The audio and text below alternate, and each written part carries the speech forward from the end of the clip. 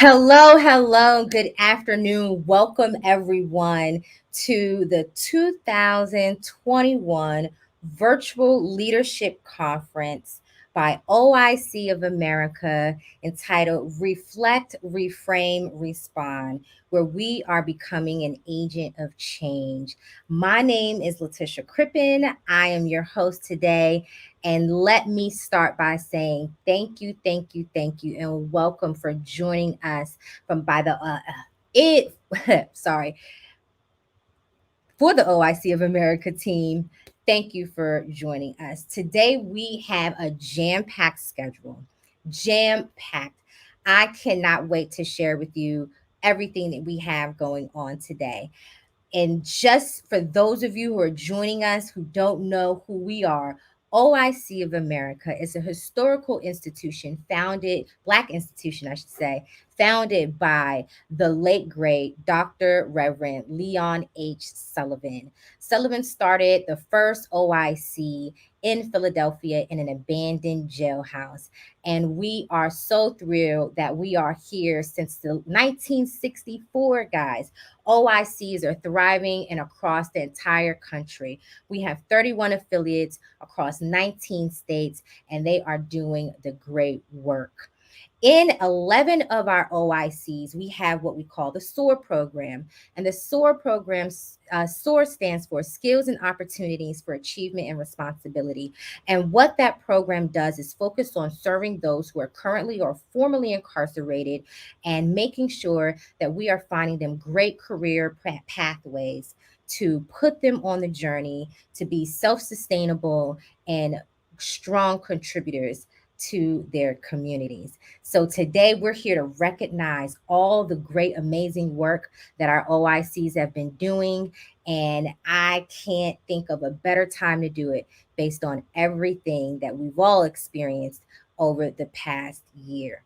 So, as I mentioned, it's a jam-packed agenda. So I'm going to stop talking because the first group that I'm bringing up today is far better than hearing me ramble on and on. So without further ado, I want to bring up our first presentation from the Wilson OIC, Mr. Terry Ruffin and Mr. Lyles. Hey, what's up, OIC? Hey, we see y'all in there. Come on. Hey. Like this, y'all. Like that, y'all. I like this, y'all. It's like that, y'all. I like this, y'all. It's like that, y'all. Hey. Come on. Check it. I've been thinking all day, so many things are on my mind. 1 minute I'm feeling bad, next minute I'm feeling fine. My life is filled with obstacles, reaching goals impossible. I got to change my way of thinking, got to give my life new meaning, thinking positive. That's how you should live, not what you take but give. That's how you keep it real, thinking positive. That's how you should live, not what you take but give. That's how you keep it real. I had to change up my routine and my way of doing things. Mentality overlising and my negative thinking. Time to set myself some goals. Back to school like I suppose. Once I get to OIC, opportunity for me. Thinking positive. That's how you should live. Not what you take but give. That's how you keep it real. Thinking positive. That's how you should live. Not what you take but give. That's how you keep it real. Now I have took the first step. OIC accomplished that. Qualified to take a trade of college course to make some stack. No longer will I have to worry. No excuse to do a crime. Cause I got my education and I'm getting every dime. Thinking positive. Come on. That's how you should live. Not what you take but give. That's how you keep it real. Thinking positive. That's how you should live, not what you take but give. That's how you keep it real. Somebody say OIC. I say OIC. It worked for me. It worked for me. Somebody say OIC. Say OIC. It worked for me. It worked for me. Come on, Yo, if you tired of being broke, if you tired of being dusted, disgusted, busted, and you need a job, you tired of robbing, stealing, selling dope, come to the OIC. This is where it really happened there. Where we can get your job skills up, we can get your credentials right, and get some money in your pocket. I'm talking about some money in your pocket. Yeah. Come on. That's how you should live. Not what you take for give. That's how you keep it real. Come on. Thinking positive. Everybody, that's how you should live. Not what you take for give. That's how you keep it real. We love y'all. OIC Wilson. OIC. Don't be blessing highly favored. Yes, right. Yeah. Yes, we love y'all. That was y'all showed us some love. Bars. Okay, that's how Wilson OIC does it. That's how OIC does it. Y'all killed it, y'all. Love y'all, brothers. Love y'all. Thank y'all. All right. Look, can I was hype, okay? They were killing it. I love it. I love the OIC energy. We are a family. So speaking of OIC energy and family, I need to know which OICs are in the house, y'all. I need to see you in the chat. Call out your OICs. We have 31 OICs, y'all, in 19 states. I saw Oklahoma OIC, OKC in the house. Okay, I saw Rocky Mount OIC. I saw Wilson OIC, Philadelphia OIC, Tri-County OIC. Shout out to Ride the Work. That's OIC family showing us some love. Shout out to POIC in Portland, Oregon. Clark County OIC in Springfield, Ohio. We have Chester County OIC representing Coatesville. We have Norristown, Montgomery County OIC representing. We have PA on lock, y'all. Connecticut. Everybody, let us know where you're tuning in from, because let me tell you, OICs run deep. Thank you all for showing love. Share, repost, let your friends and family know this is where it's at right now. The SOAR Awards for OIC, it is going down. But I'm going to keep this party moving because, like I said, we have a lot to offer. So our next guest, okay, let me tell you, this brother is, some of you may have seen, you had to have seen him. He's been featured on Essence, HBO. I mean, everywhere where you need to be, I've seen this brother there. Our next guest is the Director of Restorative Justice at the Mural Arts of Philadelphia. He's a poet. He's an author. He's a father. And I like to call him an old good friend of mine. Allow me to bring up our next guest, Mr. Greg Corbin. Hey. Greg.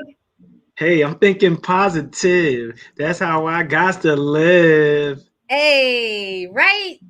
I know you appreciate that because you're a performer for sure. Yeah, that was awesome. That was awesome. So thank you so much for joining us today. I say old friend because I think it's just so beautiful how the world goes around. I know Greg from back in my music days, and here we are. We're both working for returning citizens, those who have been formerly incarcerated, touched, impacted by the justice system. So I think this is just beautiful that we're able to meet each other again at this point. So tell our OIC family today who you are and what you represent. Well, I'm Greg Corbin. My pronouns are he and him. And I'm from Philadelphia. I'm a human being first, right? Everything operates from that space. I'm a son, I'm a brother, I'm a husband, I'm a father. But I'm also a storyteller and a poet and an educator and a healer at the end of the day. I'm what they would call a light worker. And no matter what I try to do to get away from that, I keep coming back to working the light, right? Mm-hmm. So I'm all those things. And at the end of the day, a lot of people don't notice I am a music head.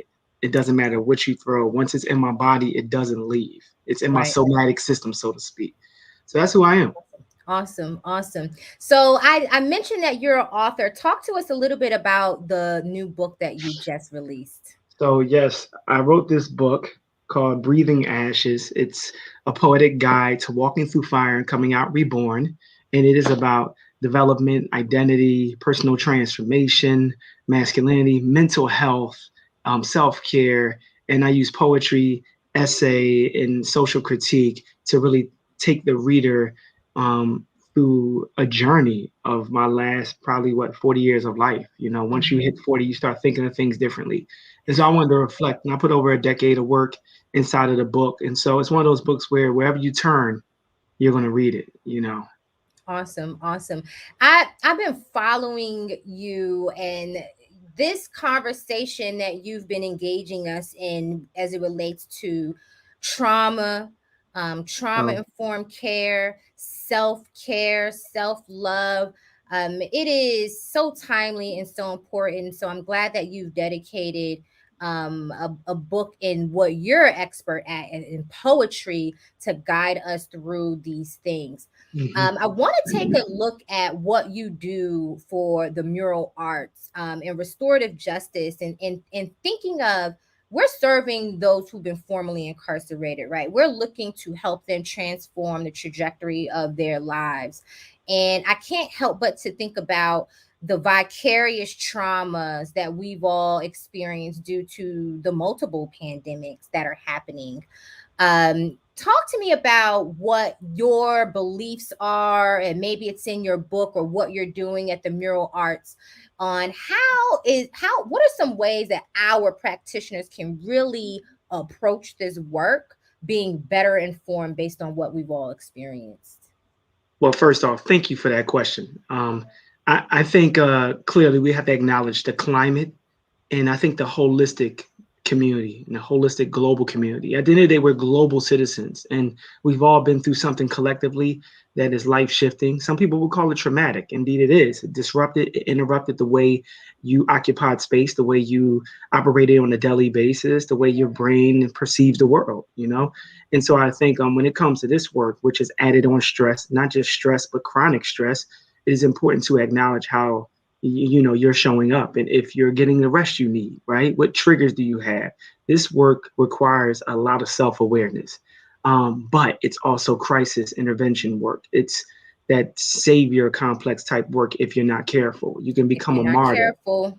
right? And you can become a martyr. And I think what's interesting is, like, you know, maybe about 3 or 4 years ago, I had my own breakdown in this work because I was too busy carrying too much, and Mhm. let the compassion fatigue put me on the bench, so to speak. And in in the prologue of my book, Breathing Ashes, I talk about that very openly, and what Mhm. it looks like to have you call you back to you. And sometimes you Mhm. have to break down in order to break through. So this work, as much as it's about community, it's about individuals as well. And so the one takeaway I would say clearly is about knowing your boundaries, knowing how far you go, but also knowing how your body starts to manifest different feelings and different senses when you are starting to show up in a limited deficit way, right? Understanding that when you are also tired, your perception of reality starts to shift, you know. So I think even our work with restorative justice at Mural Arts, you know, we're working with 18 to 30 year olds, and that's a very vulnerable, sensitive population. And not to mention, you may be coming to us with a record in some sort, right? And as a Right. returning citizen, or even as somebody who's coming out of the juvenile justice system, there is a lot there to unpack. But I think the education piece and understanding the patience that it takes to really Mhm. navigate this space. And at the end of the day, we're doing a lot of the work that some people will call, you know, the work that is bringing people back from disposability. Mm. We are helping Yes. individuals believe in themselves again. It Yes. doesn't matter what we do in our program around professional or personal development, which is the work we do in restorative justice. And then we also work with the prisons as well. We work with Mhm. museums because it's mural arts. We work with institutions. I'm working with people in city council, and sometimes it's the DA. I'm in meetings with them and trying to Right. find creative and innovative ways to bridge those gaps. But Mhm. you could teach anybody to transform professionally, but if they have not really reflected and restored their personhood, their humanity from inside out. It Right. doesn't matter what cape you put on, what trope you tell them to behave in. they most likely will not sustain that transformation because it's not authentic. That I appreciate that, because and that goes back to our conference theme, reflecting. You have to reflect and really think about what are you going to do to respond differently to what we are experiencing. So I appreciate that. I want to move into our next part of your sharing with us, because guys, I'm talking to, so Greg founded the Philadelphia Youth Poetry Movement. I think I had that acronym right. They won, they're a 3-time winner of the Brave New World Poetry Contest. Greg has been doing poetry all over the world. And today he brought something special for the OIC family today. So I want to get into what you just explained in poetry form, how we have to take care, right? And reflect and look inward. So I'm going to hand it up. I'm going to look again. You guys are probably tired of hearing me talking. So I'm going to let Greg do all the talking with his poetry. Give it to us, Greg. Let me stop. So I'm going to read a couple of poems that you can find in the book. My book is Breathing Ashes, and I believe that OIC will be getting 10 copies of these books, limited signed editions, to use for staff in some capacity. But at the end of the day, language informs how we see the world, informs our psychology and how we show up. And so I use poetry as a way to anchor and ground myself, to inspire and empower others. So the first poem I'm going to read is called Ode to the Practitioner, Ode to the Teacher.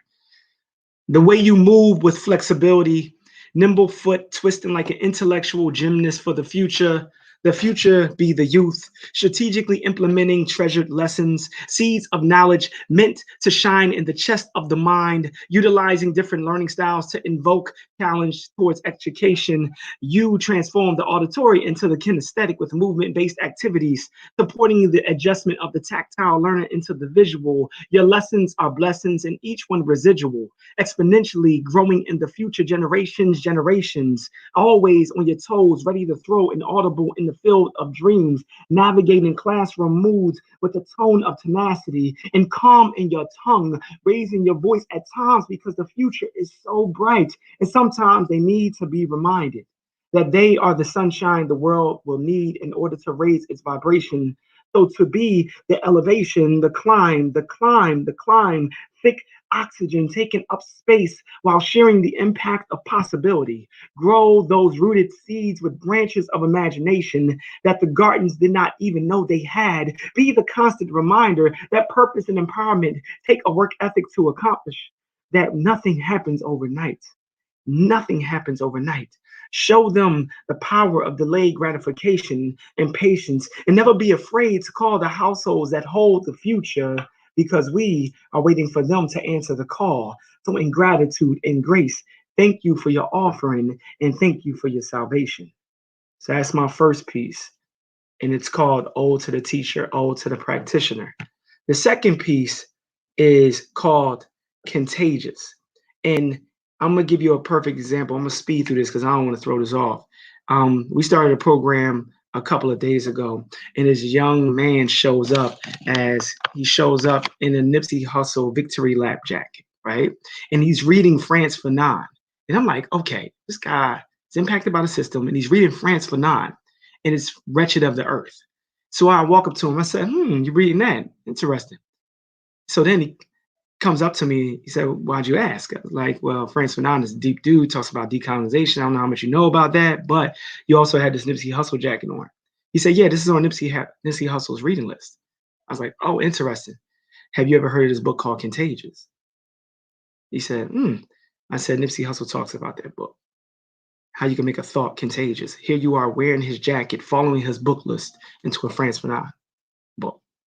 And I found it interesting, and I want us to all remember, like, we have so much power in what we can make contagious in our thoughts and our beliefs, our culture. So this poem is called A New Way in Emergence, and it was in response to how do we show up during the pandemic and after the pandemic. It's called A New Way. If you are living to witness this global movement, this emergence, you are blessed to see a change that ancestors planned before you even were thought of. You are the paradigm shift, the emergence, a gift lifted by resilience. And what cost is it to walk the memory banks of the past? History repeating itself like a broken record, like a broken record, like a broken record, like a broken record, singing a song, singing a song we know too well. Never forget the roots of opportunity grow from the branches of innovation. It's time to expand our imagination and what we have to be and become, a dream built beyond the manipulation of color schemes. Break through the illusion with a fist full of sunlight. Open up your palms as if they were psalms. The plight of pain is in need of healing. The word has peeled back every layer for us to witness an uncomfortable but necessary truth. Wounds open, yearning to mend. We can no longer pretend that the structure is fair. Let's make something else contagious. Let's care for one another. Let's make something else contagious. Master the art of compassion without fatigue. Dismantle the concept of ambition built on insecurity and greed. Let's make something else contagious. The people are rooted trees bearing the fruit of liberation. Leaves are the signature of seasons change, the shedding of death, breeding a new life, full of new narratives, producing a new way. This is how we emerge, become the leaders we desire to be led by, become the leaders we desire to be led by. Let's make something else contagious. We are the transformation. And no matter how many masks we wear, may we remember the power of word, the power of voice, the power of connection, the power of choice, the power of word, the power of voice, the power of connection, the power of choice, because we are designed to breathe no matter the circumstance. And that is the beauty of humanity. Let's make something else contagious. No matter how much we endure, how dark it gets, we know how to become light. Like alchemy, we are miracle workers working the work, miracle workers working the work, marvelous marvels, paradigm shifters, passionate prodigies filled with wonder, a golden heart inside of these treasure chests. Let's make something contagious. Self-care, let's make something else contagious.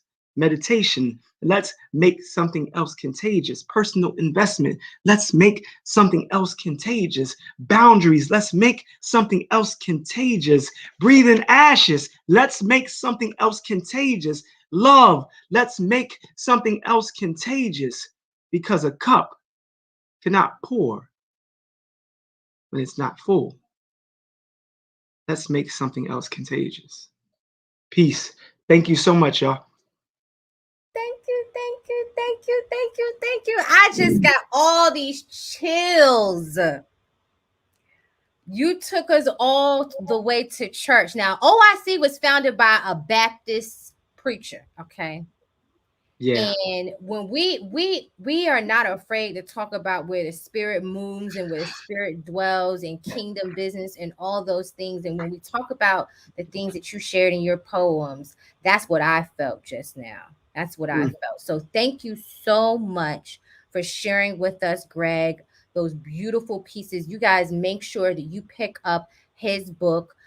We do have free copies for those who are here with us today. We are those who are highly engaged. We're giving out prize packs all week, and you will get a copy of his signed book.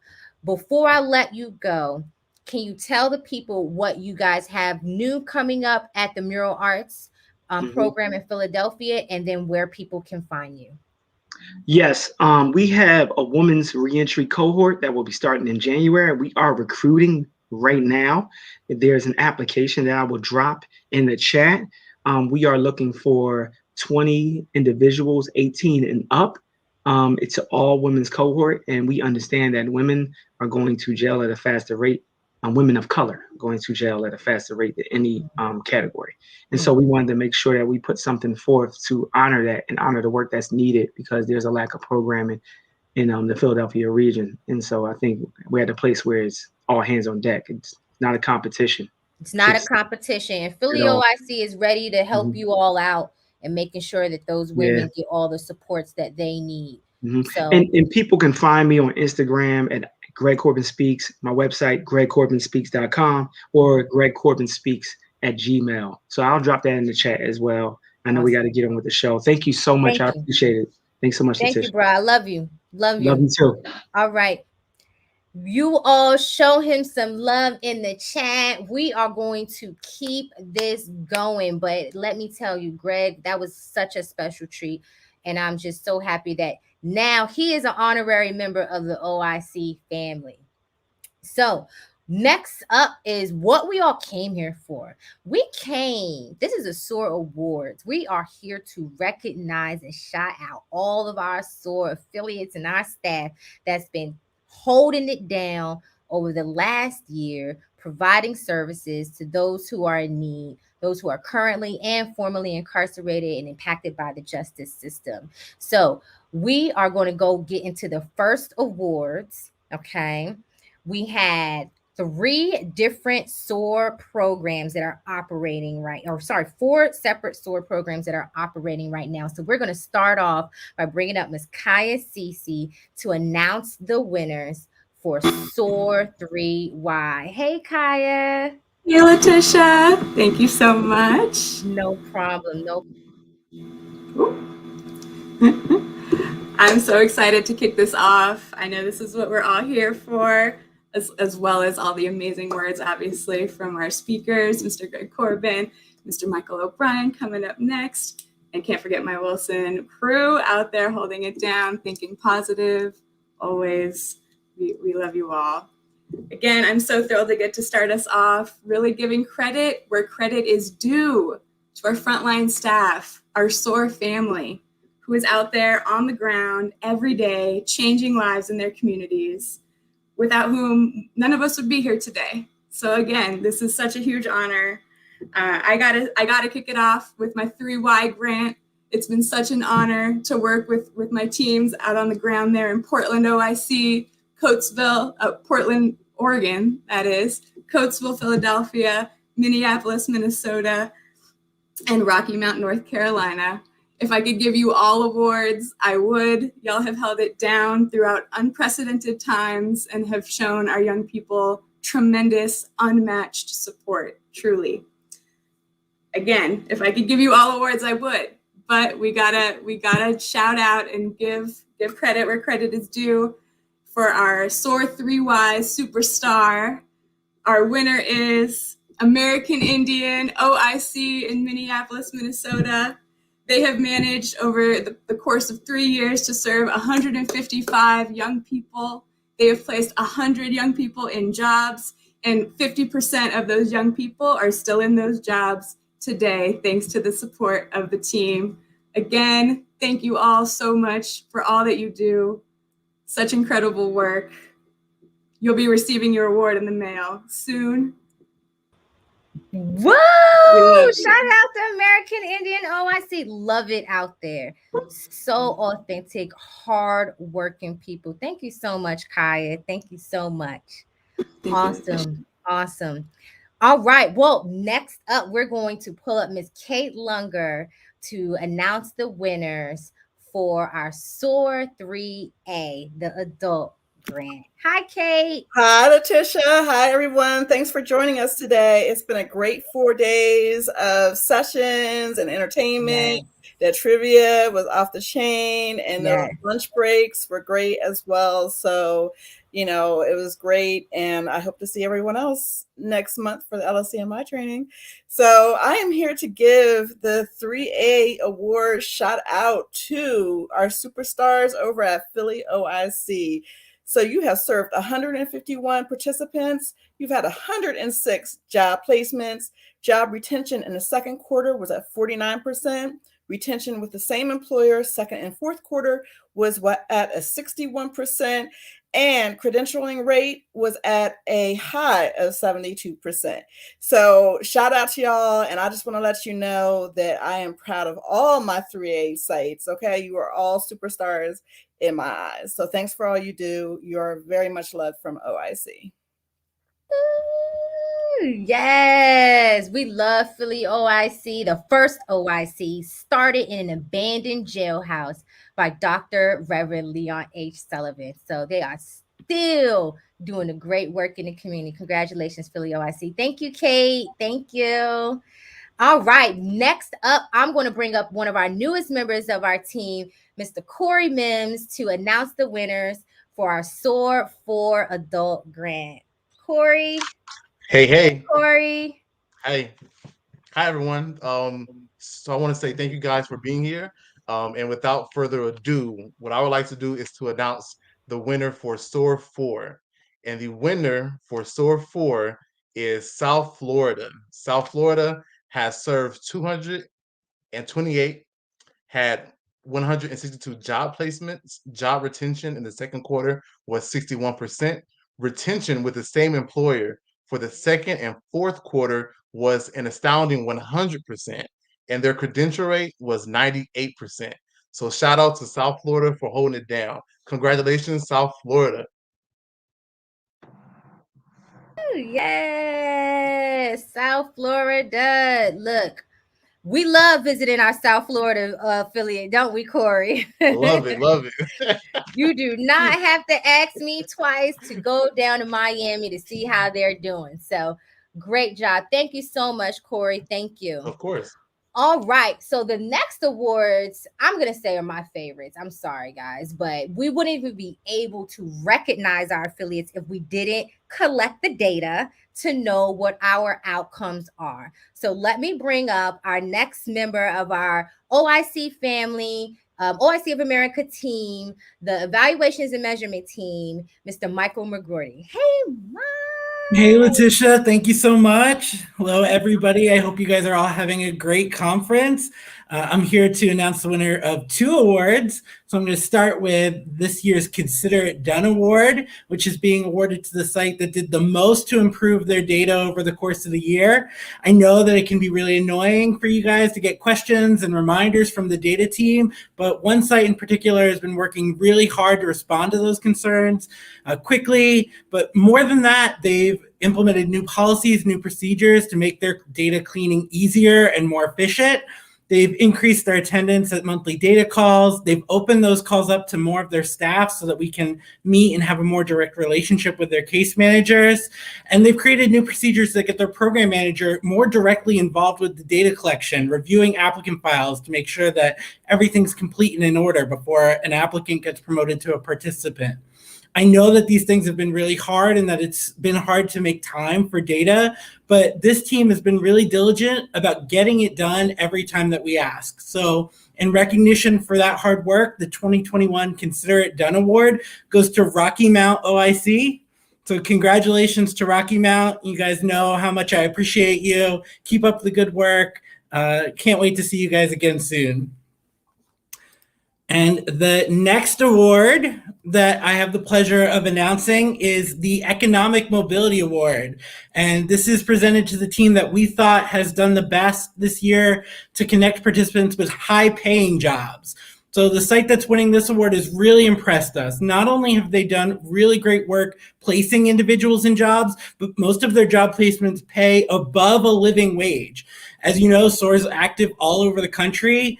And the definition of living wage varies greatly depending on where you are, from $12.68 in Clark County, Ohio, to $18.72 in Portland, Oregon. And still, the site that's winning this year's award has exceeded their region's living wage across multiple grants. They're able to offer great trainings that qualify participants for those high-paying jobs to break the cycle of poverty. So the winner for this year's Economic Mobility Award is Tri-County OIC. Congratulations, Tri-County. I think I saw Christina in the chat earlier. Congratulations to you and congratulations to everybody out there. Keep working hard for all of our participants.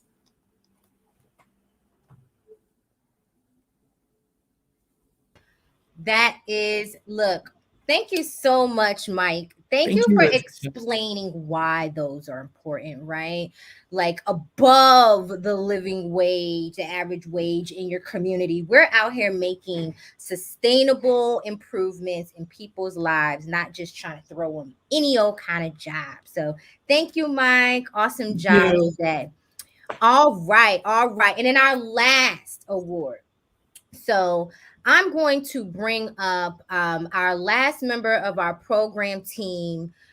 He is really, really instrumental in keeping us moving and keeping us thinking forward and progressive. So without further ado, Mr. Ramon LeBoy. Ramon is going to announce our last award, which is our Resilience Award. Thanks, Letitia, and hi, everybody. Thanks for coming. Yeah, this is a really special kind of award. We'd be super remiss if we didn't spend some time highlighting the 5 sites that are really, really kind of finding their footing in this pandemic. Philadelphia, Tri-County, Rocky Mount, South Florida, and Montco. You are very, very special sites and very special people. No one, I think, planned to get their grants off the ground in the midst of a pandemic. You all know that there's a lot of hardship and a lot of barriers that continue to come your way, but you remain focused and resilient, and OIC appreciates you. I appreciate you. I find your attitude and your mindset to keep moving forward infectious, and it definitely is something that we're excited about, and we're also excited about what's going to happen next year.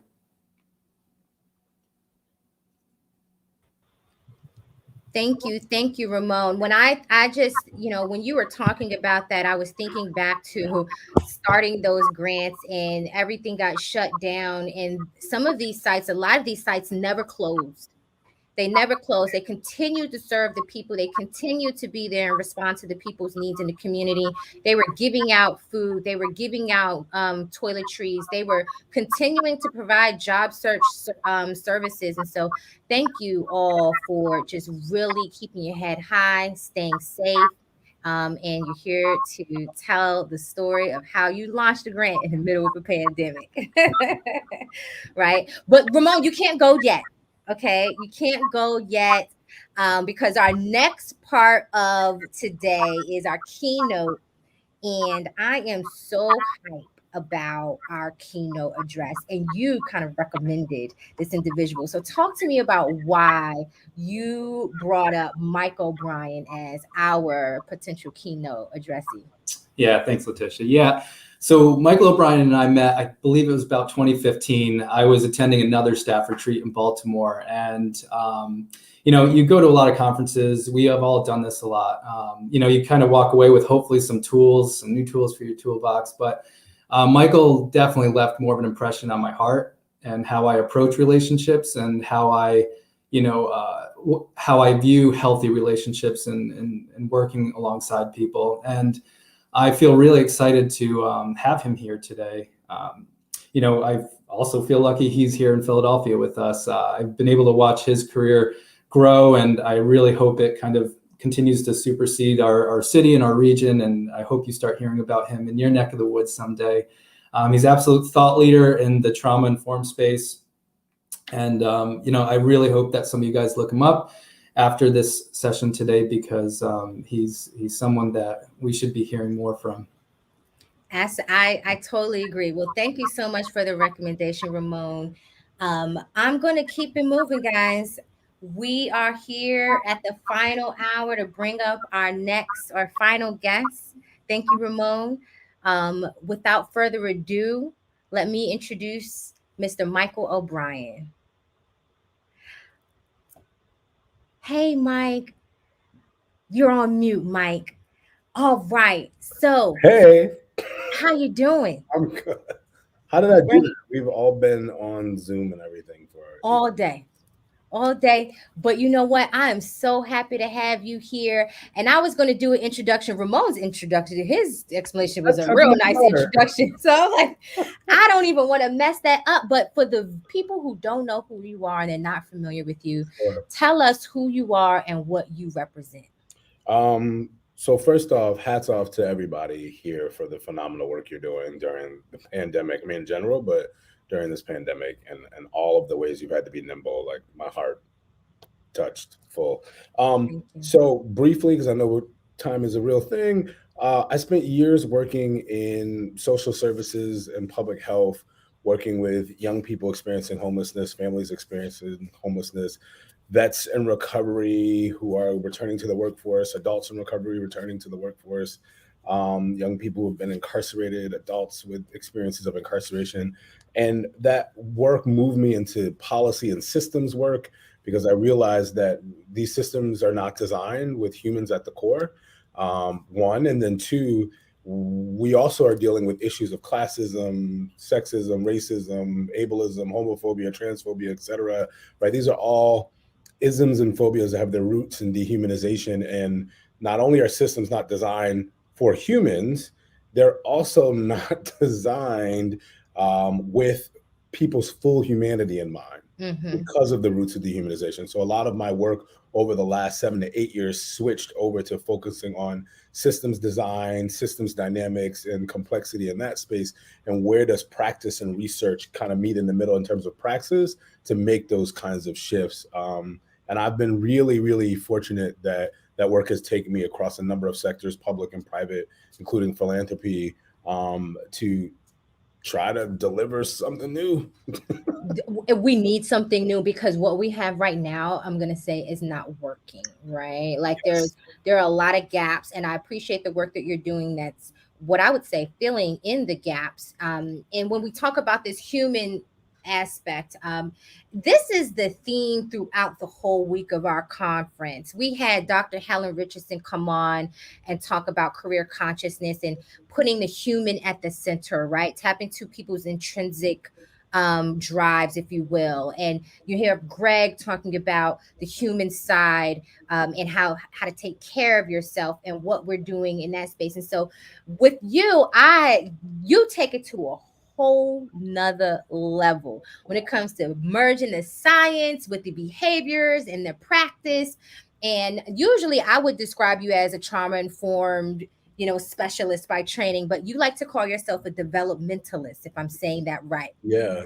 What made you choose this word? Break it down for us. Yes. Thank you, Terrence. He's popping up saying great work. So thank you. So I chose developmentalist because, I'll give you the short. You can be attuned to somebody's trauma and still not see them as a full human being. And I saw that happening very early in my training. I got involved. I'm 36 for context, which is still wild for me to say out of my mouth. I got introduced to trauma theory and trauma-informed practice when I was 21, right? And started working in it deeply at 22. And so I've been in this field and doing this work now for 15 and a half years. And what I experienced then, I still experience now, which is that it is possible to create safety plans for people and still not consider their whole humanity. It's possible to come up with discipline policies and all these other things that are meant to support people in development, but they're not developmentally appropriate. And it's because we don't understand human development, right? I think one of the premises we have to sit in terms of, two. One is the nature of how long it takes for information in academia to become like pop knowledge, right? Popular knowledge. Right. And the fact that technology has compounded advancements in our understanding of not just the human body, but of our humanity at large. And so in my work, I talk about something, or I have a phrase, the mechanics of our humanity. And I'm working on a book. I'm laughing because Greg is one of the folks that I know in my personal life who are like, Michael, when are you writing your book? Where's the book? Yeah, for like 8 years. Finally working on a book. And a huge chunk of the book is this section I call the mechanics of our humanity. But it's because of this, right? We are operating out of what I like to call the mythos or a mythology of our humanity, which has been handed down generation by generation. And so we don't think about the fact that development lasts throughout the lifespan. You are always developing. The brain is growing new connections and new brain cells across the entire lifespan. It doesn't just stop once you become 18, is what you're saying? No, and I'm glad you said that, because for more information, adolescence does not stop at 18. You're barely halfway through the journey of adolescence at 18. There's so many policies and program designs that are completely inappropriate. They are not developmentally appropriate for the people that we're serving, point blank. Adolescence does not end at its most conservative 24 to 26. 24. Right? Yeah, well, that makes sense because our grants that are serving 18 to 24, we call them youth grants, young adult grants. And with them being so disconnected, by the time they reach us, it is only appropriate that we approach the work from that perspective. But you really just hit me over the head with something, because You know, I know that we in our work, we talk a lot about how we're going to serve everyone and do the right thing and be trauma informed. But if you're saying we can still be trauma informed and not see a person as the human in the person, right? We can still get it wrong. um, what advice do you have for our practitioners to really take case management, if you will, differently, or have a different approach to not make that type of mistake? Because that sounds dangerous to me, is what you're Yes, saying. absolutely. Right. So we have a lot of policies that are not developmentally informed or developmentally appropriate. And then we also have our own sense making apparatus as a human being, right? And we've internalized things that get codified to us as narratives, right? Mm-hmm. And our expectation management by default is attached to our narratives. And so there are things we believe about age appropriateness for young people that I think is completely out of line, top to bottom, because it's not developmentally appropriate for how the brain works and where it's at. So in the stage of development when you're engaging them, that's of any young person. Start layering these traumatic experiences. Ooh, this gets really, really, really, really dense and tough. So one of the things that I think strategy wise that I want to offer is actually seated in some science. And so when we think about the brain and states of development that are really crucial, there are two core stages of development to the brain. The first 6 years is the most critical, right? There are things that if they don't happen during that period, you don't get the chance back. Not the things that I think people tend to think. So one is like seeing, if you will, in air quotes, light, like the perception of light. If you don't get light into the eyes within a certain period of time during development, you're not going to be able to see or see well, right? Right. That's a very specific kind of thing, but it's that critical during 0 to 6. The second most critical stage is adolescence, which lasts a lot longer than people think, right? Arguably starting around 11/12, and again, conservatively going all the way between 24 to 26. I know biomedical professionals, both doctors, like practicing medical doctors, psychiatrists, other physicians, plus people who just do the like deep in the lab with the lab rats, Right. in terms of that kind of research. I know folks that say up to age 30. Wow. It takes the brain 30 years to go through a full maturation process. Now, what's fascinating about ages 12 to 26, if you will, maybe even up to 30, the parts of your brain that you're demanding a young person to have in ways that we would call or that would produce behaviors we would call responsible or responsibility or examples of responsibility and showing up, all of that part of the brain is in haywire. So what they need are adults and environmental designs that provide scaffolding for the building of patterns that we would then be within our right to say is an expectation, but in that order. When young people are coming in the door out of jail, adults even coming out of jail, are we building the right environments with the right environmental inputs for learning? And I'll end here. Read on the science of learning.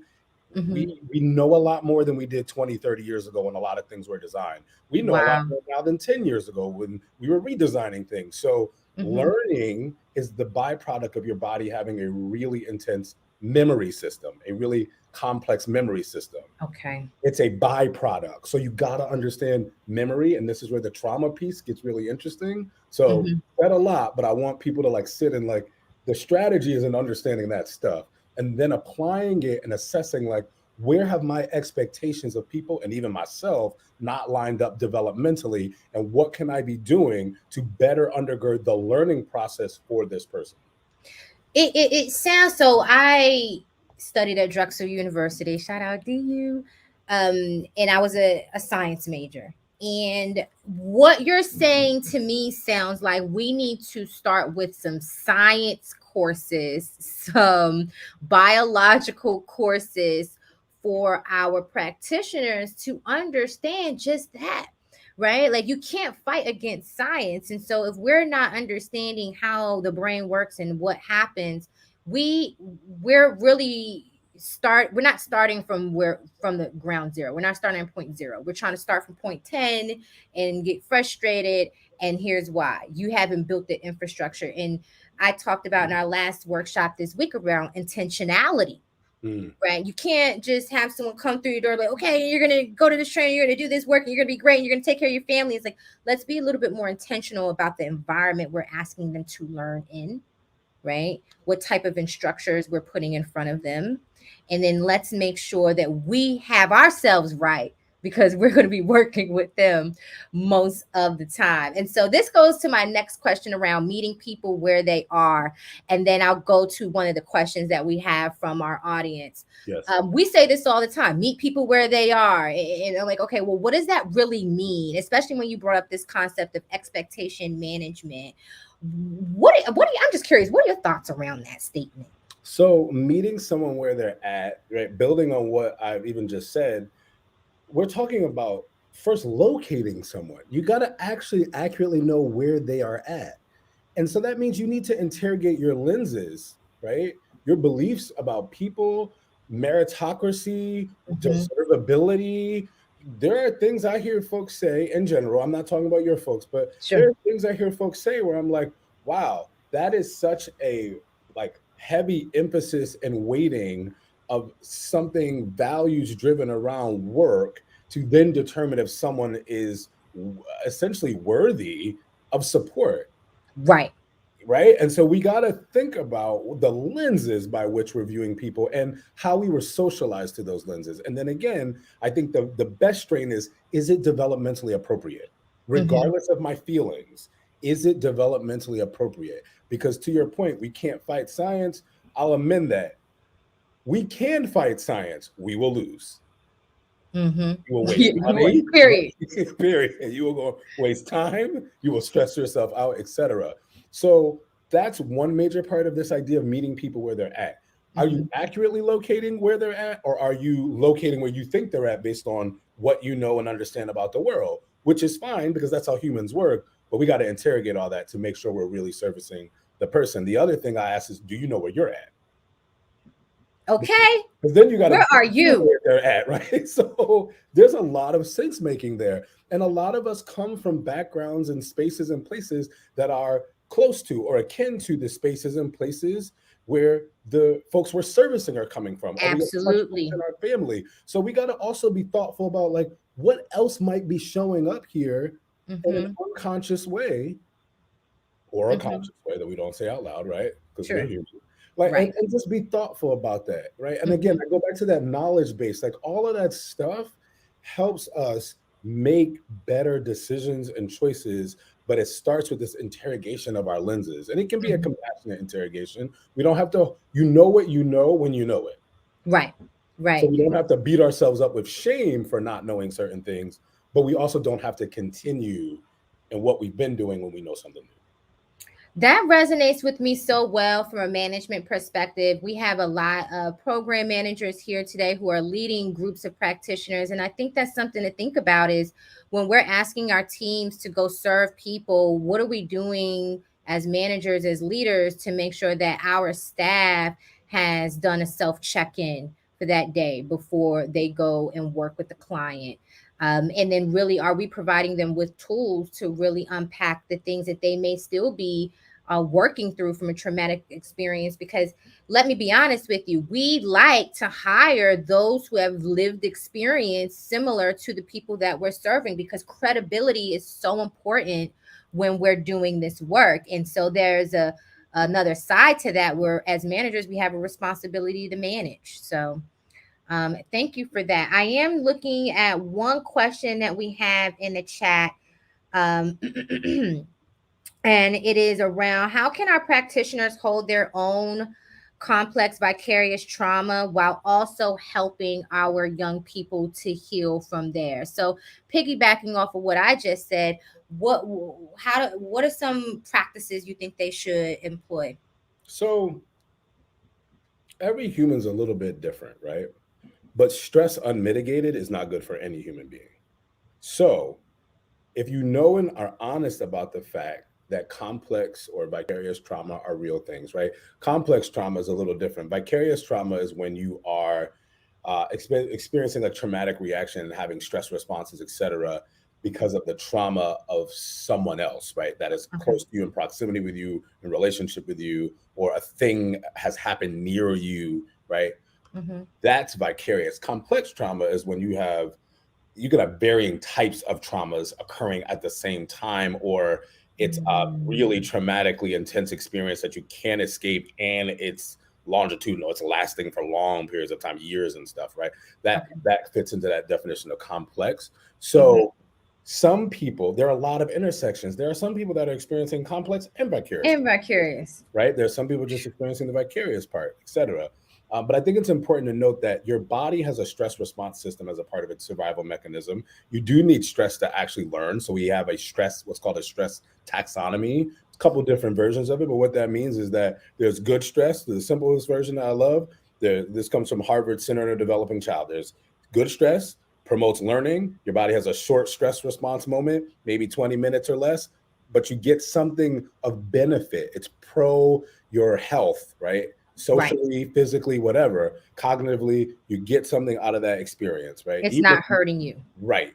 But it's also adding to you, right? The next level out is tolerable, and then the one below that is toxic. Tolerable and toxic are going to have the same kind of things happening.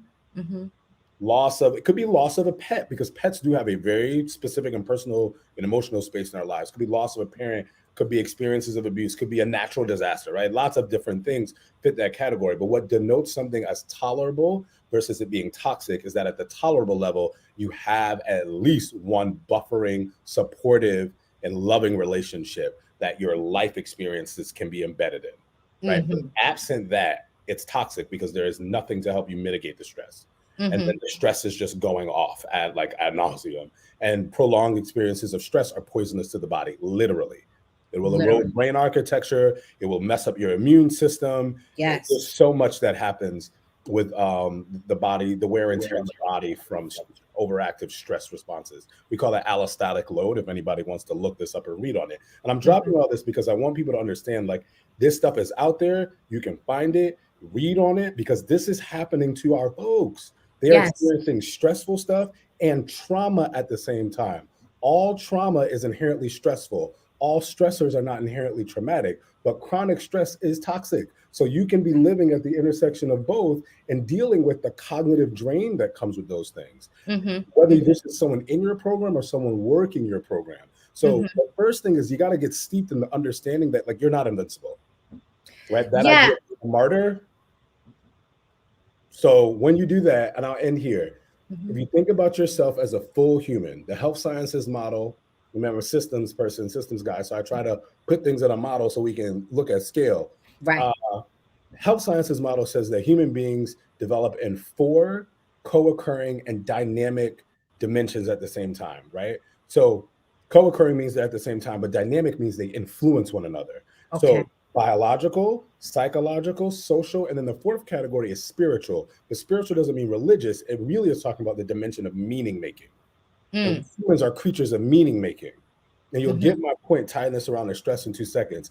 When we have environments designed where the meaning being made out of it is producing shame on the inside of me, that is a stressful environment. And you will erode whatever you're trying to teach me, because I won't hear that. Right. So health, do something in all 4 of those categories for yourself. Do something in all 4. Start with one category. If you can only start in one category and do that for a week, just be consistent with it. If you can only do 2 days a week, be consistent, get to 3 days the next week. It's harm reduction. We can do that with ourselves. And then the next week after that, add in the next category. Do something for yourself psychological and something for yourself that's biological. Then add in social, right? But do it in ways that you can keep consistent and keep growing it until you do something for yourself in all 4 of those categories every week. I love that. And I can't wait to go back and replay and take those notes on those things and put that in my action plan for myself next week. And when I think about what you said about tolerable versus toxic, that's where I see OIC coming in, where we are creating that one relationship, if they have none, right? where it's positive, is meaningful. It's a buffer between the things that's becoming toxic in their lives. And we can really help move them up a level, if you will, with just a strong, powerful relationship with our staff and with everyone, even with their colleagues in the program. So I think that is something that we can definitely take as a nugget and really insert into the practices that we have in being intentional. How do we get them from that one level to the next? And then how do we really build on those 4 categories over time to be sustained? I love that. I love that. My last question for you today, and I thank you everyone for hanging in there with us. What gives you hope? Because you look at all of this horrible data and everybody's mean to each other and we ain't loving each other, and everybody's traumatized, and then the pandemic hits and we all get traumatized again, and then all the babies get shot in Philly and we get traumatized again. What gives you hope? That's such a great question. And I can break that into 2 quick areas. The first is the past.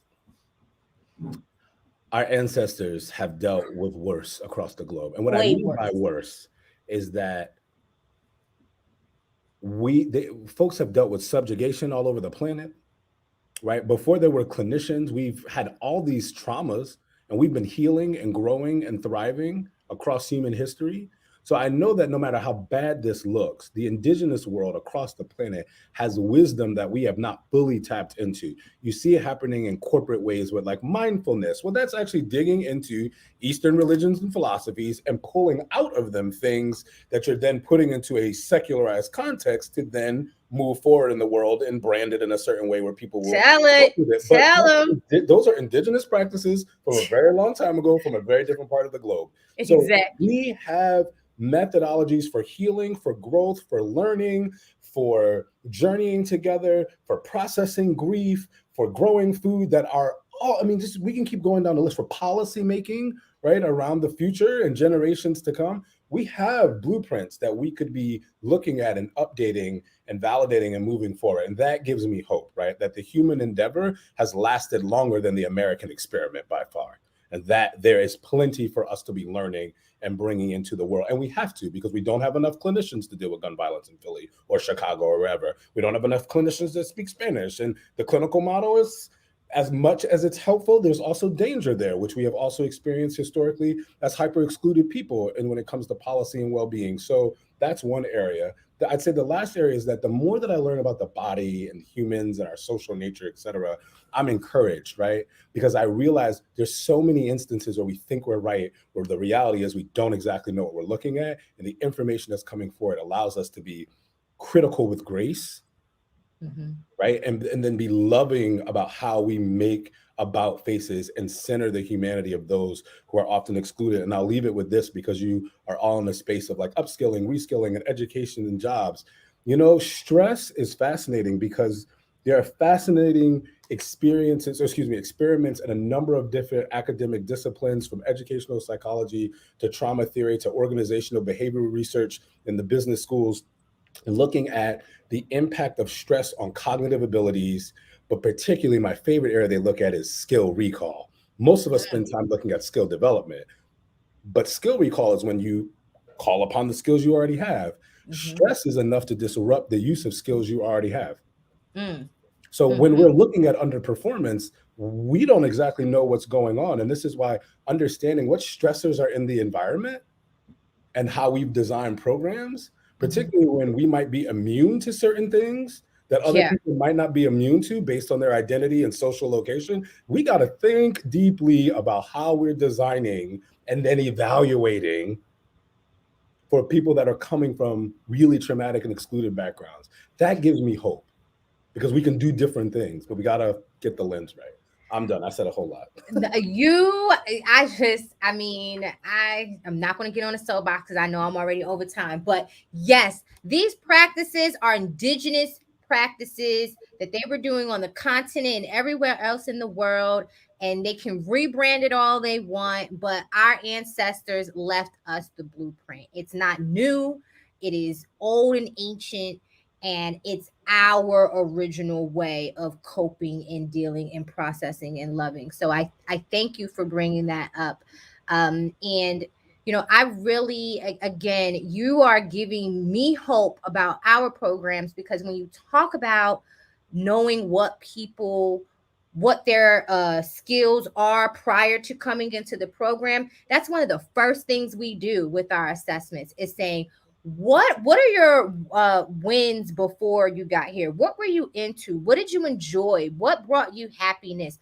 Let's get you back to that first. If it was basketball, if it was video games, if it was cooking, sewing, whatever it is, let's get back to those original skills that you had and leverage that to find success in the program. And so I appreciate you validating that.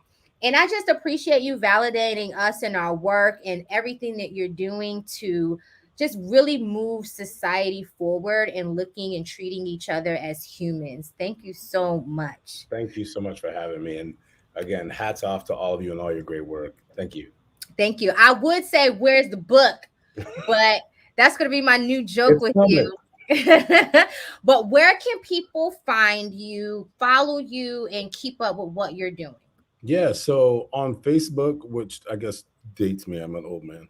Facebook came out when I was in college, but I am on Facebook under Michael O'Brien. And then on Twitter, I named myself after my favorite video game when I was a young person. So it's at Mystic Quest, but Mystic with an I because someone had it with a Y. So it's MISTICQUEST. Those are probably the two best places to keep up with me and follow what's up and what I'm doing.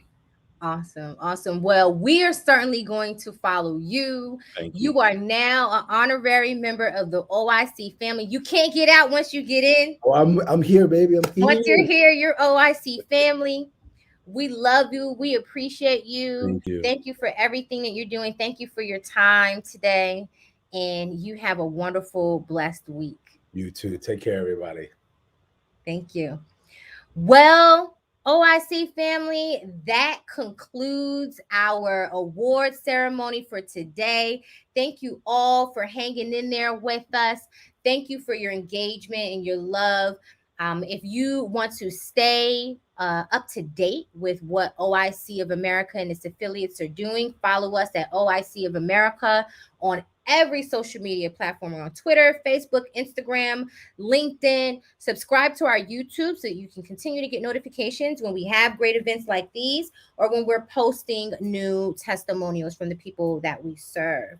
On behalf of the OIC of America staff and our affiliates across America, thank you so much for joining us, and we will see you next time. And thank you, OIC family, for joining the conference this year.